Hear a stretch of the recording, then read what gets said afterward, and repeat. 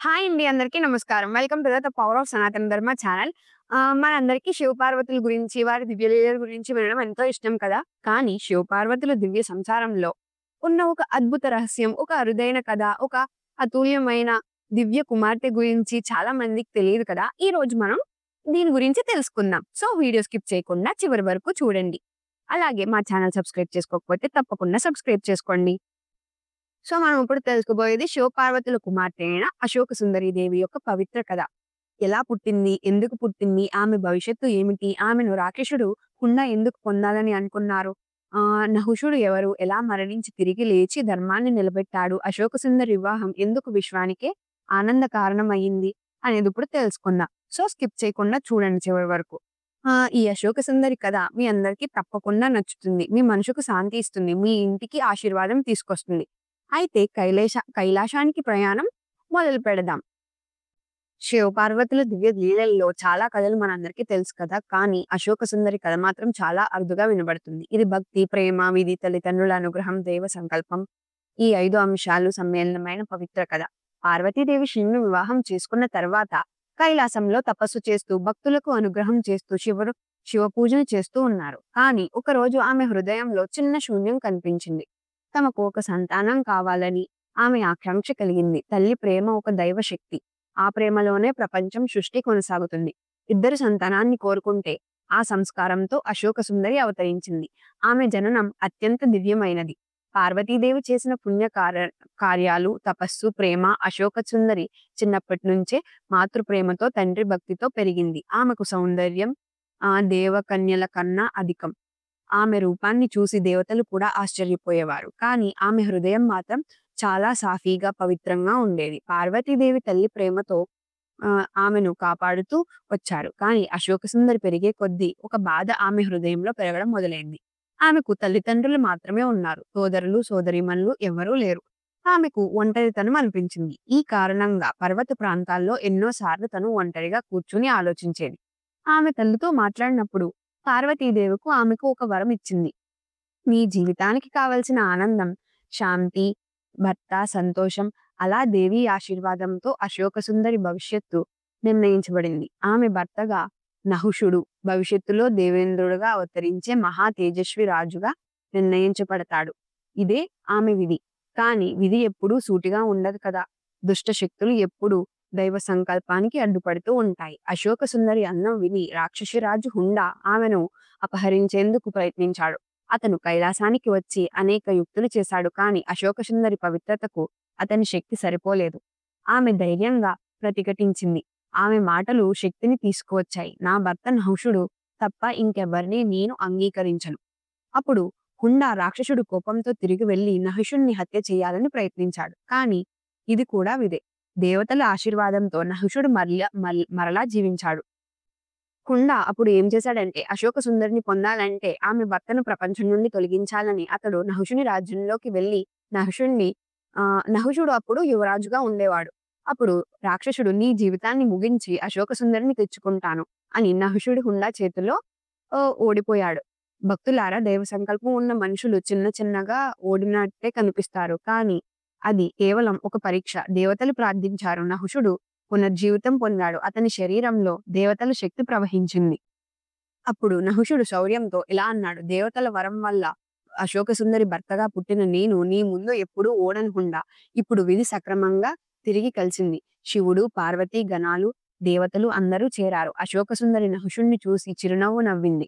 ఆ నవ్వులో సిగ్గు, ప్రేమ, శక్తి అన్నీ ఉన్నాయి. శివుడు, మీరిద్దరూ ధర్మాన్ని నిలబెట్టి కూతురా నీ జీవితంలో శోకం ఎప్పుడూ ఉండదు. అలా అశోక సుందరి నహుషుడితో దివ్యమైన వివాహం చేసుకుంది. భవిష్యత్తులో నహుషుడు దేవేంద్రుడయ్యాడు.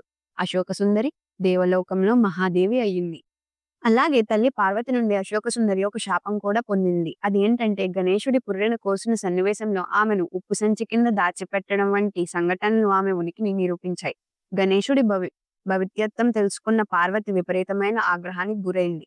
అప్పుడు ఉప్పు నుంచి వెనుక దాక్కున్న అశోక సుందరిని కూడా ఆమె ఆవేశంతో ఉప్పులోనే కరుగుపోమని శపించింది. కానీ గణేశుడి తల స్థిరపడడంతో ఆమె అశోక సుందరి శాపాన్ని ఎత్తివేసింది. ఏదేమైనప్పటికీ అశోక సుందరి అప్పటి నుండి ఉప్పుతో ముడిపడి ఉంది. ఉప్పు లేకుండా ఉనికి ఉండదు అనే ఉప్పులాంటి అంతులేని జీవిత రుచులను సూచిస్తుంది.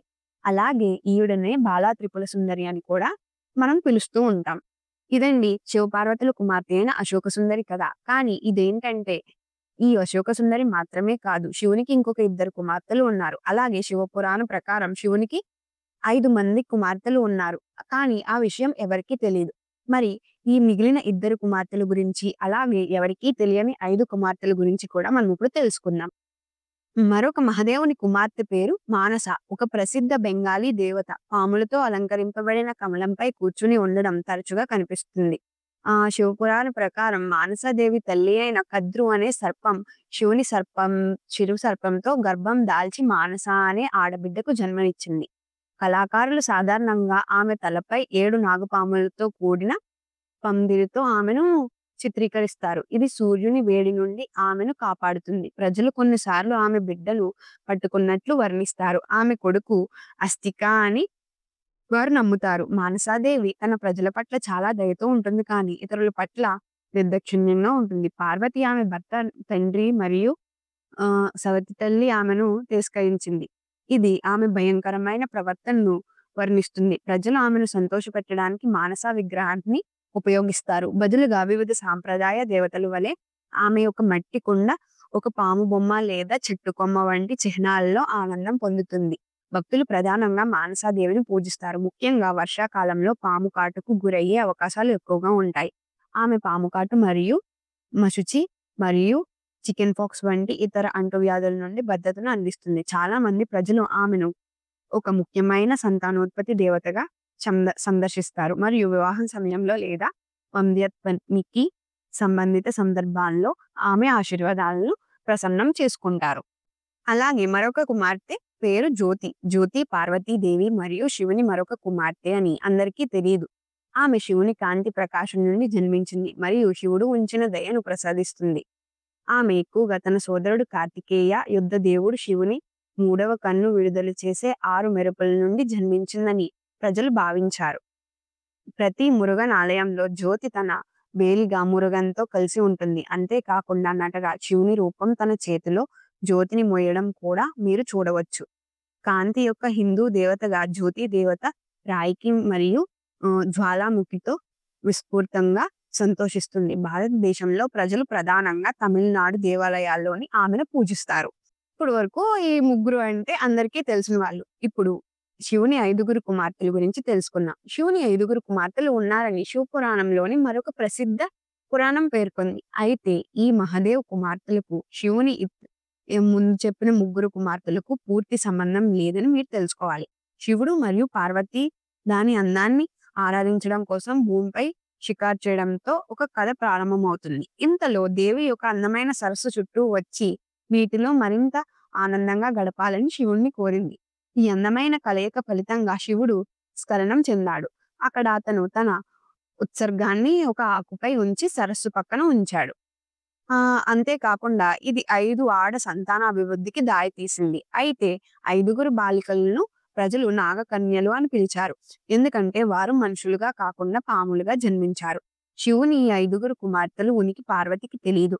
అదనంగా శివుడు తన కుమార్తెలతో సమయాన్ని గడపడానికి చాలా ఆనందించాడు మరియు సరస్సు వద్ద ఉన్న వారిని క్రమం తప్పకుండా కలుసుకునేవాడు. ఉదయాన్నే శివుడు సుగతంగా వెళ్లడం చూసి పార్వతి ఆలోచన పడింది. ఆ తర్వాత ఒక రోజు పార్వతీదేవి వారి ఆచూకీ గురించి తెలుసుకోవడానికి శివుణ్ణి అనుసరించి సరస్సు వద్దకు వెళ్ళింది. అక్కడికి చేరుకున్న పార్వతి నాగకన్యల పట్ల శివుడి తండ్రి స్వభావాన్ని చూసింది. ఇది ఆమెకు కోపం తెప్పించింది. ఆమె నాగకన్యలను చంపడానికి ప్రయత్నించింది. అయితే ఆమె ఆ బాలికలను చంపబోతుండగా మహదేవుడు ఆమెను అడ్డుకుని బాలికలు తన కూతుళ్ళని వివరించాడు. శివుడు అమ్మాయిలను ఎలా సృష్టించాడనే కథని పార్వతీదేవి శ్రద్ధగా విన్నారు. తర్వాత పార్వతీదేవి పిల్లలను తన వారిగా భావించడం ప్రారంభించింది. 5వ రోజు శుక్లపక్షం నాడు ఎంతో భక్తితో మరియు అంకిత భావంతో 5గురు బాలికలను శాంతింపజేసిన వ్యక్తి అని భగవంతుడు ప్రకటించాడు. శ్రావణ మాసం పాము కాటు గురించి మరియు వారి కుటుంబానికి భయం ఉండదు. ఇదండి శివుని యొక్క కుమార్తెల కథ. ఈ కథ విన్న మీ అందరికీ కూడా శ్రీ పార్వతీ పరమేశ్వరుల దీవెనలు లభించాలని కోరుకుంటూ ఓం నమః శివాయ. ఇలాంటి మరిన్ని అరుదైన, దివ్యమైన, అలాగే సనాతన ధర్మ కథలు తెలుసుకోవాలి అని అంటే మా ఛానల్ ను లైక్ చేసి షేర్ చేయండి. అలాగే ద పవర్ ఆఫ్ సనాతన ధర్మ ఛానల్ ని తప్పకుండా సబ్స్క్రైబ్ చేసుకోండి. నెక్స్ట్ వీడియోలో మళ్ళీ కలుద్దాం. ఓం నమః శివాయ.